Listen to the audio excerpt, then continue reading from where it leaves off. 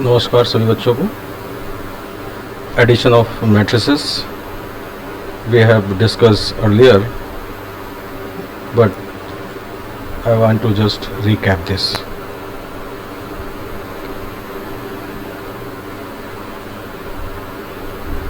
As given in the definition, the sum of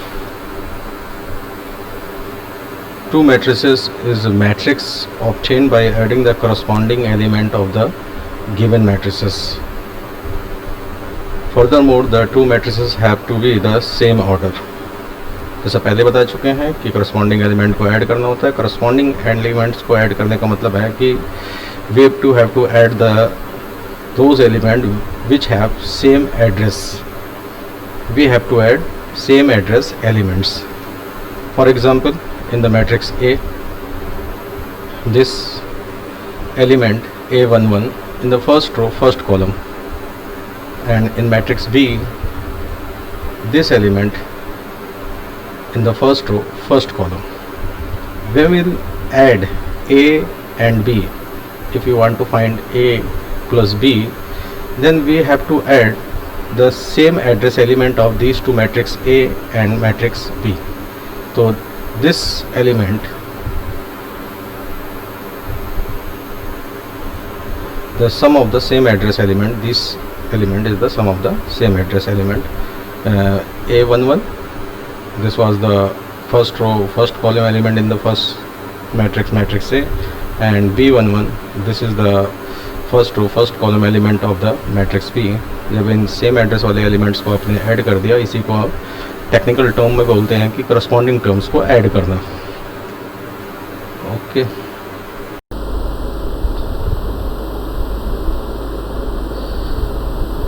यहाँ पे कुछ नोट है। If A and B are not of the same order, मतलब matrix A and matrix B दो matrix same order के नहीं हैं, देन ए प्लस बी उनका ऐड या उनका डिफरेंस, एडिशन और डिफरेंस, एडिशन कहेगा तो हम करस्पॉन्डिंग एलिमेंट को ऐड करेंगे, डिफरेंस कहेगा तो हम करस्पॉन्डिंग एलिमेंट को का डिफरेंस लेंगे जो है वे। अगर यहाँ पे a प्लस बी की जगह पे a माइनस बी होता तो हम करस्पॉन्डिंग एलिमेंट्स में फर्स्ट मैट्रिक्स ए के first row first column element में से मैट्रिक्स बी के first row first column element को हम माइनस करेंगे। तो अगर दो मैट्रिक्स का ऑर्डर सेम नहीं है तो उनको ऐड नहीं कर सकते आप, उनको सब्सट्रैक्ट नहीं कर सकते आप जो है। ओके, आगे ये लिखा है कि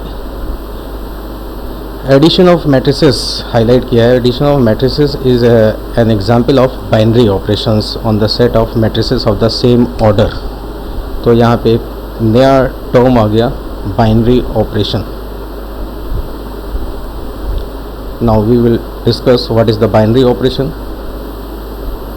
If addition of two elements of a set is also element of the same set, then addition is called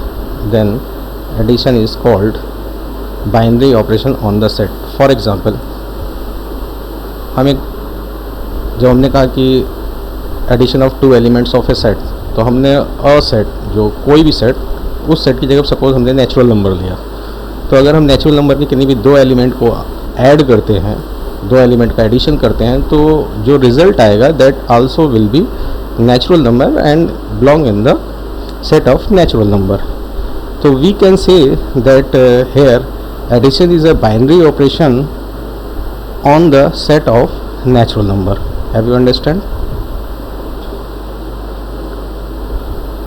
next topic is multiplication of matrices. इसको भी हम लोगों ने डिस्कस किया। मल्टीप्लिकेशन ऑफ मैट्रिसेस की डेफिनेशन दिया है। Multiplication of matrix by a scalar, मतलब किसी भी मैट्रिक्स को किसी कांस्टेंट नंबर से मल्टीप्लाई करना है। कोई मैट्रिक्स ए है तो अगर उस मैट्रिक्स को के स्केलर मैट्रिक्स से मल्टीप्लाई करना है, के स्केलर मैट्रिक्स से मल्टीप्लाई करना है, तो उसका मतलब है कि आप each element of matrix A को के से मल्टीप्लाई कर दीजिए। तो मैट्रिक्स में जो भी एलिमेंट्स होंगे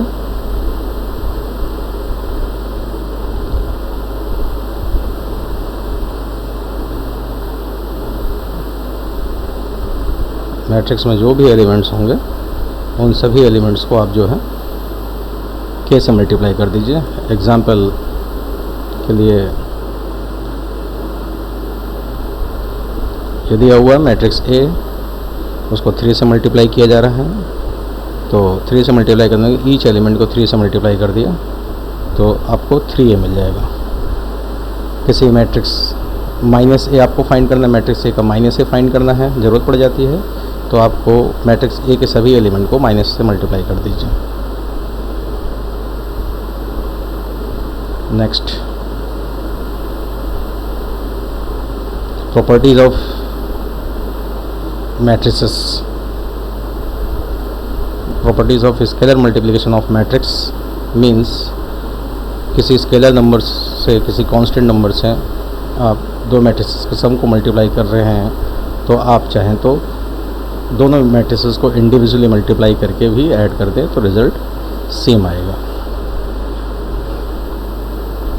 for example A and B यहाँ पे दिया हुआ है और आपसे कहा गया है कि आप जो है 2A फाइंड करिए, तो आप क्या करेंगे, मैट्रिक्स A के सभी एलिमेंट्स को आपने 2 से मल्टीप्लाई कर दिया और मैट्रिक्स B के सभी एलिमेंट को आपने 5 से मल्टीप्लाई कर दिया, क्योंकि 5 भी है और मैट्रिक्स X है और ये रिलेशन दिया हुआ है 2A + 3x = 5B। तो आपने क्या करा, 3x = 5B। 5B निकालना बता दिया। B मैट्रिक्स के सभी एलिमेंट्स को 5 से मल्टीप्लाई कर दीजिए और A मैट्रिक्स के सभी एलिमेंट्स को 2 से मल्टीप्लाई कर दीजिए, बीच में माइनस का साइन है। इट मीन्स 5B में से 2A को माइनस करना है। माइनस करने के लिए क्या करना है आपको, 5B के एलिमेंट्स में से 2A के एलिमेंट्स को आप सब्सट्रैक्ट करेंगे। ध्यान रखेंगे सेम एड्रेस वाले एलिमेंट्स ही सब्सट्रैक्ट होंगे, मतलब करस्पॉन्डिंग एलिमेंट्स सब्सट्रैक्ट होंगे। इस तरीके से आपको 3x आ जाएगा और जब मैट्रिक्स आ जाएगा राइट साइड में 5B - 2A की वैल्यू आ जाएगी, तो आप x = जो भी मैट्रिक्स आएगा 3 से डिवाइड कर देंगे, ये 1/3 बाहर, और फाइनल रिजल्ट आपको यह है, दिस इज़ -6 -10 12 14 -31 -7 है। This is the value of 5B - 2A of 3x = 5B - 2A आया था। आपने x = करने के लिए 3 को राइट साइड में आपने डिवाइड कर दिया तो 1/3 बाहर आ गया। आप चाहें तो 1/3 से मैट्रिक्स के अंदर के सभी एलिमेंट्स को मल्टीप्लाई कर दें। इसी पे बेस्ड ये क्वेश्चंस हैं ऐसे, x + y = this, x - y = this, then find the value of x and y। एक बार एलिमिनेशन मेथड जैसे सिंपली क्लास में करते हैं आप, कि चूँकि x एंड y और यहाँ x - y दोनों के कोफिशिएंट सेम हैं दोनों मैट्रिसेस में, आप एक बार इन दोनों मैट्रिक्स को ऐड कर दें तो y कैंसिल हो जाएगा, तो 2x की वैल्यू आ जाएगी। और राइट साइड में आप जो x + y और x - y की वैल्यूज़ हैं उनको आपस में आपने ऐड कर दिया और x की वैल्यू फाइंड करने के लिए 2 से डिवाइड कर दिया।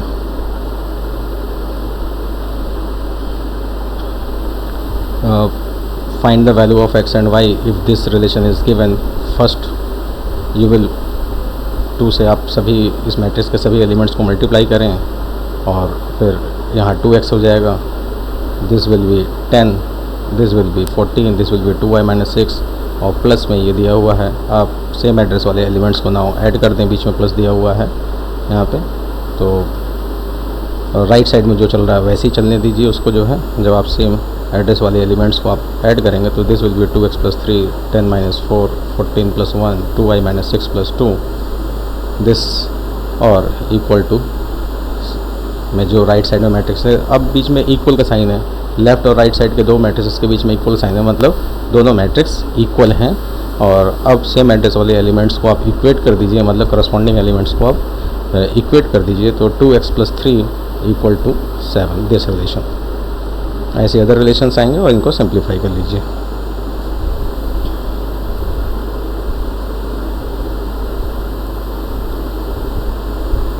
अभी एक टॉपिक रह गया है, कुछ बेसिक प्रॉपर्टी जो कि हम लोअर क्लासेस में पढ़ते रहते हैं। जैसे क्या मैट्रिक्स का एडिशन कम्यूटेटिव होता है। कम्यूटेटिव बताया गया था कि A और B, एक बार A + B निकालें, एक बार B + A निकालें, अगर रिज़ल्ट में कोई फ़र्क नहीं पड़ता है, रिज़ल्ट सेम रहता है, दोनों की वैल्यू इक्वल आती है, तो हम कहते हैं कि addition of matrix commutative law को फॉलो करता है। ऐसे ही एक लॉ है एसोसिएटिव, 3 मैट्रिसेस को आपको ऐड करना है, A plus B plus C. तो चूँकि एट ए टाइम 2 ही मैट्रिक्स ऐड हो सकते हैं, तो पहले फर्स्ट 2 मैट्रिक्स को आप ऐड कर लीजिए, देन आफ्टर उस रिज़ल्ट में मैट्रिक्स सी को ऐड करिए, या फिर आप लास्ट 2 मैट्रिक्स को पहले ऐड कर लीजिए, देन आफ्टर मैट्रिक्स ए के साथ में उस रिज़ल्ट को ऐड कर दीजिए। अगर ऐसा करने पे लेफ़्ट साइड और राइट साइड की वैल्यू इक्वल आती है तो addition of matrix follow the associative law. Existence of additive identity. Additive identity किसी मैट्रिक्स के साथ में दूसरा मैट्रिक्स, कोई ऐसा मैट्रिक्स हम ऐड करें कि ऐड करने के बाद दूसरे मैट्रिक्स के कारण से कोई रिज़ल्ट पे फ़र्क ना पड़े। जैसे यहाँ पे एक मैट्रिक्स ए है, एक मैट्रिक्स ओ है। अगर मैट्रिक्स ए में ओ को ऐड करें, अब चाहे ओ में मैट्रिक्स ए को ऐड करें, तो दोनों ही कंडीशन में मैट्रिक्स ए अनचेंज है, रिज़ल्ट ए ही आता है। इसका मतलब मैट्रिक्स ओ को मैट्रिक्स ए के साथ में ऐड करने से रिज़ल्ट पे कोई फ़र्क नहीं पड़ रहा है। इसलिए मैट्रिक्स ओ को, यहाँ पे इसको जीरो मैट्रिक्स बोलते हैं, इसके सभी एलिमेंट जीरो होते हैं, इसलिए मैट्रिक्स ओ को हम एडिटिव आइडेंटिटी बोलते हैं। आइडेंटिटी एलिमेंट है, एडिटिव आइडेंटिटी इसलिए है क्योंकि मैट्रिक्स ओ को किसी भी मैट्रिक्स साथ में ऐड करने पे रिजल्ट में फ़र्क नहीं पड़ रहा है, इसलिए इस आइडेंटिटी को एडिटिव आइडेंटिटी कहा गया। Now existence of additive inverse. 2 matrix को अगर एडिटिव आइडेंटिटी एग्जिस्ट करती है तभी इस लॉ को चेक किया जाता है, उसके बाद इस लॉ को हम चेक कर सकते हैं कि एक इन्वर्स एग्जिस्ट करता है या नहीं इन्वर्स एग्जिस्ट करता है। जो कि हम लोग एडिशन ऑपरेशन के बारे में बात कर रहे हैं, इसलिए एडिटिव इन्वर्स की हम बात करेंगे। जो है 2 मैट्रिक्स को ऐड करने पे अगर रिज़ल्ट आइडेंटिटी मैट्रिक्स के बराबर आता है, अगर रिज़ल्ट आइडेंटिटी मैट्रिक्स बराबर आता है तो इट मीन्स पहला मैट्रिक्स दूसरे मैट्रिक्स का एडिटिव इन्वर्स है और दूसरा मैट्रिक्स पहले मैट्रिक्स का एडिटिव इन्वर्स है। क्योंकि मैट्रिक्स ए में हम माइनस ए को ऐड करने पर रिज़ल्ट 0 आता है, इसलिए minus A is the additive inverse of matrix A. It means किसी भी मैट्रिक्स का एडिटिव इन्वर्स निकालना है तो मैट्रिक्स से पहले माइनस लगा दीजिए। क्या ये कहने का मतलब ये हुआ कि उस मैट्रिक्स के सभी एलिमेंट्स को माइनस से मल्टीप्लाई कर दीजिए, then you will get the additive inverse of the matrix.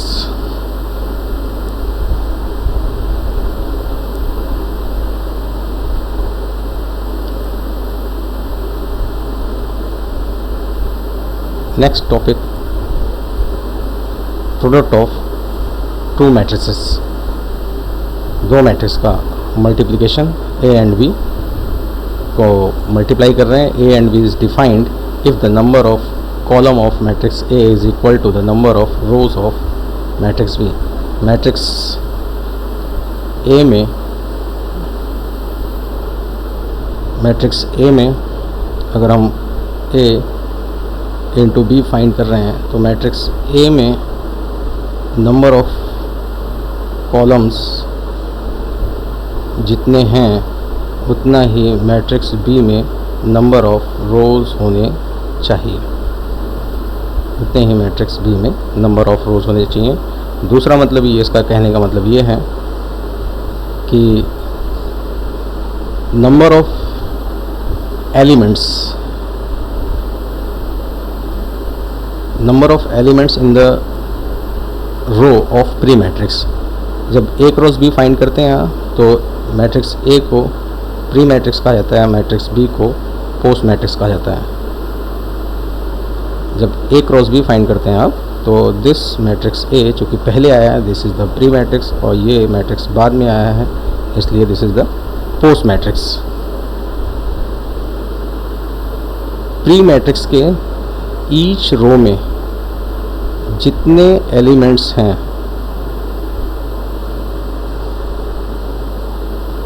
उतने ही एलिमेंट्स पोस्ट मैट्रिक्स के ईच कॉलम में होने चाहिए। अगर प्री मैट्रिक्स के ईच रो में 4 एलिमेंट्स हैं, तो पोस्ट मैट्रिक्स के ईच कॉलम में 4 एलिमेंट्स होने पर ही A क्रॉस B करना पॉसिबल है। उसी को इन लोगों ने बोला है कि मैट्रिक्स ए में नंबर ऑफ कॉलम और मैट्रिक्स बी मतलब मैट्रिक्स ए का मतलब प्री मैट्रिक्स, चूँकि हम ए क्रॉस बी फाइंड करने की कोशिश कर रहे हैं, तो मैट्रिक्स ए में नंबर ऑफ कॉलम और मैट्रिक्स बी में नंबर ऑफ रोज अगर इक्वल हैं तो A cross B will exist.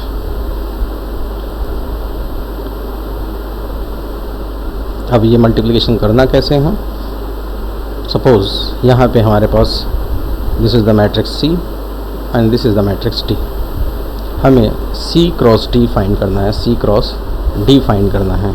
देखिए C cross D and D cross C दो अलग अलग चीज़ें हैं, ये जान लीजिएगा। सी क्रॉस डी और डी क्रॉस सी दो अलग अलग चीज़ें हैं। क्यों? जब आप सी क्रॉस डी करते हैं तब देखिए मल्टीप्लिकेशन कैसे करते हैं, उसको चेक करते हैं। सिंस मैट्रिक्स सी क्रॉस डी, मैट्रिक्स सी क्रॉस डी फाइंड करना तभी पॉसिबल है कि कंडीशन है मैट्रिक्स सी के ईच रो में जितने एलिमेंट्स हैं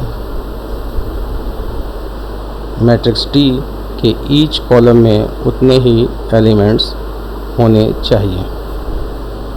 मीन्स हम मैट्रिक्स सी के रो को, मैट्रिक्स सी का जो रो है उसके कॉलम से मल्टीप्लाई करते हैं।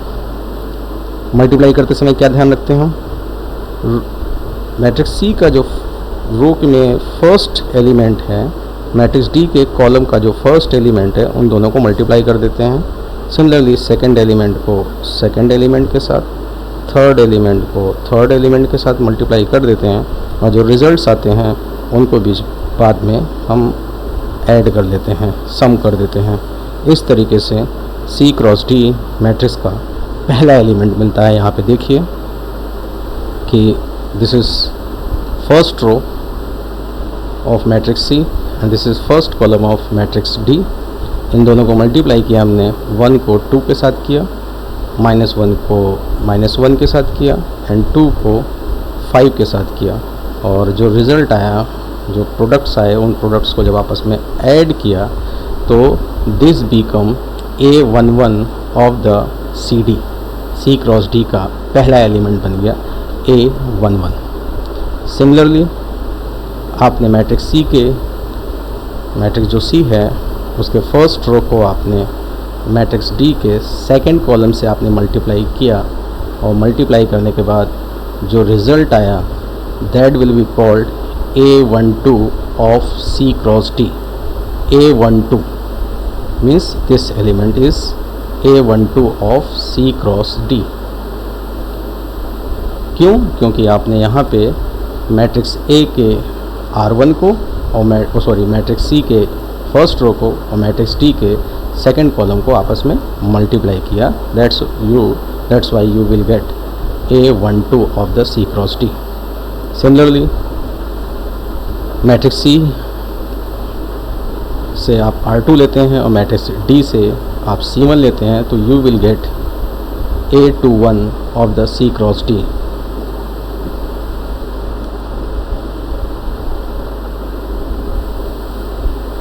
मैट्रिक्स C से आपने ये कौन सा रो है? मैट्रिक्स C से आप R2 and this is C2। जब इन दोनों को मल्टीप्लाई करते हैं तो C क्रॉस D का कौन सा एलिमेंट मिला? C क्रॉस D का this element will be called A22।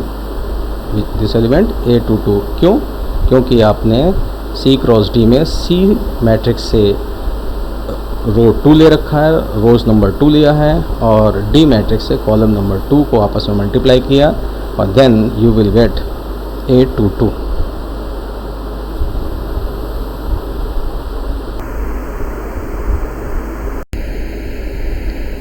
Non commutativity of multiplication, मतलब यहाँ पे वही बात आई है, ये कहने की कोशिश कर रहे हैं कि दो मैट्रिक्स A एंड B हैं, दो मैट्रिक्स A एंड B हैं, तो इनके अकॉर्डिंग ए क्रॉस बी एक अलग चीज़ है और बी क्रॉस ए अलग है। क्यों? क्योंकि आपने जब ए क्रॉस बी करते हैं आप, तो प्री मैट्रिक्स से आप रो को लेते हैं और पोस्ट मैट्रिक्स से आप कॉलम को मल्टीप्लाई करते हैं। और जब बी क्रॉस ए लेते हैं तो मैट्रिक्स बी से आप रो को लेते हैं और मैट्रिक्स ए से आप कॉलम को लेंगे। ध्यान दीजिए, ए क्रॉस बी में मैट्रिक्स ए से रो लिया और मैट्रिक्स बी से कॉलम लिया। जब फर्स्ट रो फर्स्ट कॉलम को मल्टीप्लाई करते हैं तब आपको A11 मिलता है। और जब बी क्रॉस ए करते हैं तो मैट्रिक्स बी से आप रो लेते हैं और मैट्रिक्स ए से आप कॉलम लेते हैं, तब बी क्रॉस ए का first row first column element मिलेगा, क्योंकि आप R1 को C1 से मल्टीप्लाई कर रहे हैं। तो चूँकि अलग अलग एलिमेंट मल्टीप्लाई हो रहे हैं, यहाँ पे मैट्रिक्स बी का रो है और मैट्रिक्स ए का कॉलम है, इनको मल्टीप्लाई कर रहे हैं। इस केस में मैट्रिक्स ए का रो है और मैट्रिक्स बी का कॉलम है, इनको मल्टीप्लाई कर रहे हैं। इसलिए स्वाभाविक है कि ए क्रॉस बी और बी क्रॉस ए की जो वैल्यू है वो अलग अलग आएगी। तो इसी को ये बोल रहे हैं कि नॉन कम्पिटिबिलिटी ऑफ मल्टीप्लिकेशन, मतलब मल्टीप्लिकेशन मैट्रिसेस का मल्टीप्लिकेशन कम्पिटिटिव नहीं होता है। ठीक है, एग्जाम्पल के थ्रू उन्होंने दिखाया है। मैट्रिक्स ए और बी को यहाँ पे मल्टीप्लाई किया है। जब ए और बी को मल्टीप्लाई किया, मैट्रिक्स ए से रो को मैट्रिक्स बी के कॉलम से मल्टीप्लाई करने पे ये रिज़ल्ट आया ए क्रॉस बी। और जब बी क्रॉस ए करते हैं तो मैट्रिक्स बी से आप रो लेते हैं मल्टीप्लाई करने के लिए और मैट्रिक्स ए से आप कॉलम लेते हैं मल्टीप्लाई करने के लिए, और then after B cross A का जो रिज़ल्ट आता है वो ये आता है। मतलब एलिमेंट तो चेंज होते ही होते हैं, ऑर्डर भी चेंज हो जाते हैं। इसलिए ए क्रॉस बी और बी क्रॉस ए इक्वल नहीं होता है। It means multiplication of matrices is not competitive. Multiplication of matrices is not competitive.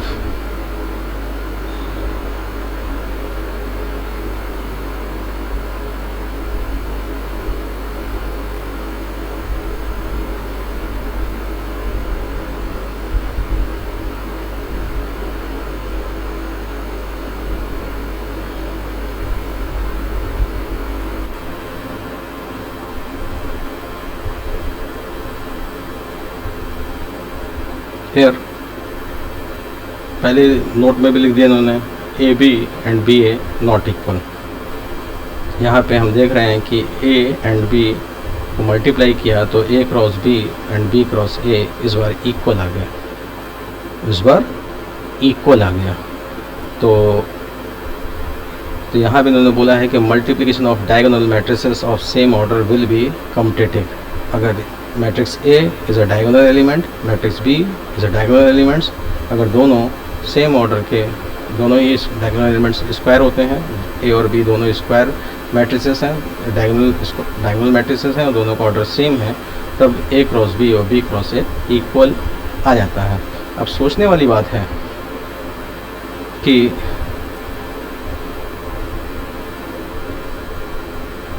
Equal क्या डायगोनल मैट्रिसेस को ही, सेम ऑर्डर के डायगोनल मैट्रिसेस को ही मल्टीप्लाई करने पे इक्वल आता है या कुछ और भी बात है? तो इसमें देख लेते हैं। If after interchanging row and column of pre matrix and post matrix, matrix A and B, matrix A के रो एंड कॉलम को आप इंटरचेंज कर दीजिए। मतलब फर्स्ट रो को फर्स्ट कॉलम बना दीजिए। समझाने के लिए, सपोज ये मैट्रिक्स है, this is matrix A, this is the row and this is row. तो आप क्या करें, मैंने कहा रो को कॉलम में कन्वर्ट कर दीजिए। तो फर्स्ट रो को आप फर्स्ट कॉलम बना दीजिए, सेकंड रो को आप सेकंड कॉलम बना दीजिए। इसे हम बोलते हैं मैट्रिक्स में रो एंड कॉलम को इंटरचेंज करना। अगर pre matrix A and B दोनों मैट्रिक्स ए में रो एंड कॉलम को इंटरचेंज कर दिया, मैट्रिक्स बी के भी रो और कॉलम को इंटरचेंज कर दिया। हमने देखा कि मैट्रिक्स ए में कोई बदलाव नहीं है, मैट्रिक्स बी में भी कोई बदलाव नहीं आया। तो ऐसे मैट्रिसेस को आपस में मल्टीप्लाई करने पर रिजल्ट सेम आता है, चाहे आप ए क्रॉस बी निकालें, चाहे आप बी क्रॉस ए निकालें। ओके, तो next, zero matrix as a product of two non zero matrices. इनका ये कहना है कि दो नॉन जीरो मैट्रिसेस को मल्टीप्लाई करते हैं तो आंसर जीरो आता है। दो नॉन जीरो मैट्रिसेस को मल्टीप्लाई, नॉन जीरो से मतलब है कि ऐसा मैट्रिक्स जो जीरो मैट्रिक्स ना हो, क्योंकि जीरो मैट्रिक्स के सभी एलिमेंट्स जीरो होते हैं।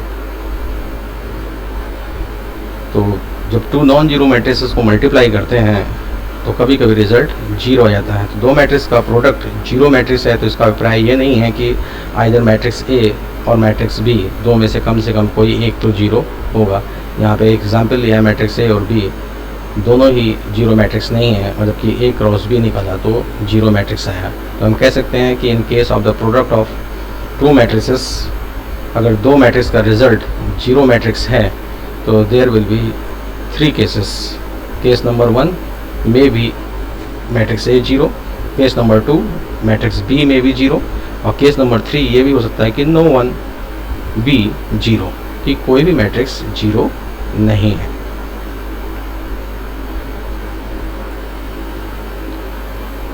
Properties of multiplication.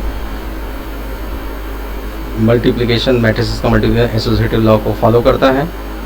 A B सी तीन मैट्रिक्स को मल्टीप्लाई करते हैं तो ए और बी जो फर्स्ट टू मैट्रिक्स है पहले उनको मल्टीप्लाई कर लीजिए, फिर मैट्रिक्स ए से मल्टीप्लाई करिए, या फिर लास्ट टू मैट्रिक्स को पहले मल्टीप्लाई कर लीजिए और फिर मैट्रिक्स ए से मल्टीप्लाई कर लीजिए। ये ध्यान रखना है कि फर्स्ट टू और लास्ट टू वर्ड बोलते समय मैंने लेफ़्ट साइड और राइट साइड दोनों तरफ ए बी सी का सीक्वेंस नहीं चेंज किया है। Okay, multiplication of matrices distributive law को भी फॉलो करता है। Distributive law means matrix A को अगर बी प्लस सी के साथ मल्टीप्लाई किया जाए तो आप मैट्रिक्स ए को बी के साथ मल्टीप्लाई कर दीजिए और मैट्रिक्स ए को सी से मल्टीप्लाई कर दीजिए। मतलब मैट्रिक्स ए का डिस्ट्रीब्यूशन बी के साथ भी हो रहा है, मैट्रिक्स सी के साथ भी हो रहा है। मैट्रिक्स ए का मल्टीप्लिकेशन मैट्रिक्स बी के साथ भी हो रहा है, मैट्रिक्स सी के साथ भी हो रहा है। इसीलिए कहा जाता है कि multiplication of matrices follow the distribution law. The existence of multiplicative identity, जैसे कि बताया था आइडेंटिटी एलिमेंट, जिस मैट्रिक्स का प्रभाव दूसरे मैट्रिक्स पे किसी ऑपरेशन परफॉर्म करते समय ना पड़े, ऐसे एलिमेंट को आइडेंटिटी एलिमेंट कहते हैं। इससे पहले हम एडिटिव आइडेंटिटी डिस्कस कर चुके थे मैट्रिक्स के साथ में कि जीरो मैट्रिक्स को किसी भी मैट्रिक्स के साथ जब ऐड करते हैं तो ऐड होने के बाद जो रिजल्ट आता है वो मैट्रिक्स ए के बराबर ही रहता है, इसलिए जीरो मैट्रिक्स को आइडेंटिटी एलिमेंट बोला। चूँकि एडिशन ऑपरेशन हो रहा है इसलिए एडिटिव आइडेंटिटी एलिमेंट बोला। इसी तरीके से हम यहाँ पे मल्टीप्लिकेशन के लिए एक आइडेंटिटी एलिमेंट फाइंड कर रहे हैं, उसका नाम होगा मल्टीप्लिकेटिव आइडेंटिटी एलिमेंट। तो आई मैट्रिक्स यहाँ पे है, I matrix means unit matrix. I matrix, this is a unit matrix. Unit matrix square matrix होता है, डायगोनल मैट्रिक्स होता है, और डायगोनल के सभी एलिमेंट्स क्या होते हैं 1 1 1, और अदर एलिमेंट्स क्या होते हैं 0। अदर एलिमेंट्स क्या होते हैं 0। तो किसी भी मैट्रिक्स को आइडेंटिटी मैट्रिक्स के साथ मल्टीप्लाई करिए, चाहे आइडेंटिटी मैट्रिक्स को प्री पोजीशन पे रखिए और मैट्रिक्स ए को पोस्ट पोजीशन पे रखिए, मैट्रिक्स ए को या तो फिर प्री पोजीशन पे रखिए और मैट्रिक्स आई को पोस्ट मैट्रिक्स पोजीशन पे रखिए। दोनों ही कंडीशंस में रिजल्ट मैट्रिक्स ए के बराबर ही आता है। इसका मतलब आइडेंटिटी मैट्रिक्स का मल्टीप्लिकेशन ऑपरेशन के दौरान कोई फ़र्क नहीं पड़ा रिजल्ट पर, इसलिए identity matrix is a multiplicative identity. यहाँ पे एक नोट है आपके लिए कि what will be your comments क्यों? क्योंकि यहाँ पे आइडेंटिटी मैट्रिक्स से मल्टीप्लाई करते समय ए और आइडेंटिटी मैट्रिक्स कम्यूटेटिव लॉ को फॉलो कर रहे हैं। ठीक है, आप सोचिए इस पे कि कैसे हो गया। यहाँ पे एग्जाम्पल के through matrix A B C दिया है, ए बी सी, यहाँ पे भी ए बी सी, दोनों में सीक्वेंस सेम है। इस ऑपरेशन में लास्ट के दो मैट्रिक्स को पहले मल्टीप्लाई किया है, इस ऑपरेशन में फर्स्ट के टू मैट्रिक्स को पहले मल्टीप्लाई किया है, और वो यहाँ पे ये शो करने के लिए कह रहे हैं, मतलब ये आपको वेरीफाई करके दिखाना है कि मैट्रिक्स ए बी सी मतलब मैट्रिसेस का मल्टीप्लिकेशन एसोसिएटिव लॉ को फॉलो कर रहा है कि नहीं फॉलो कर रहा है। ऐसे क्वेश्चंस एग्जाम में बहुत आते हैं। एसोसिएटिव लॉ को फॉलो करने के लिए, एडिटिव आइडेंटिटी एलिमेंट निकालने के लिए, मल्टीप्लिकेटिव आइडेंटिटी को वेरीफाई करने के लिए।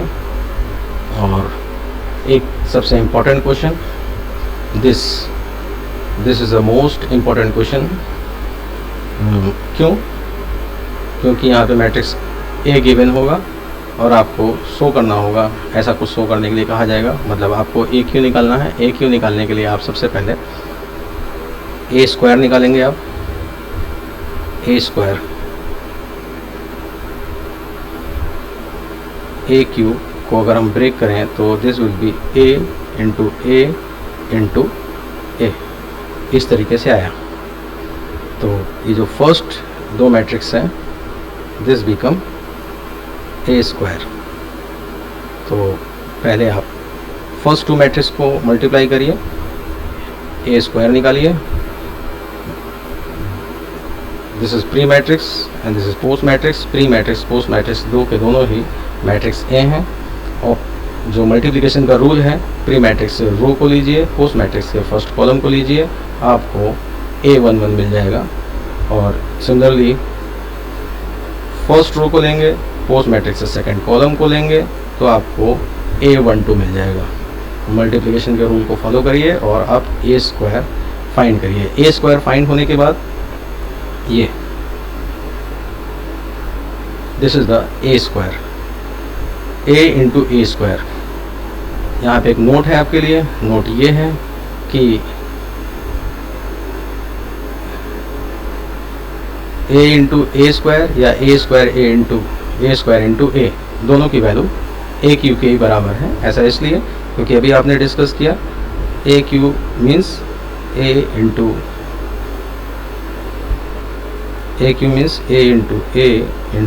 ए।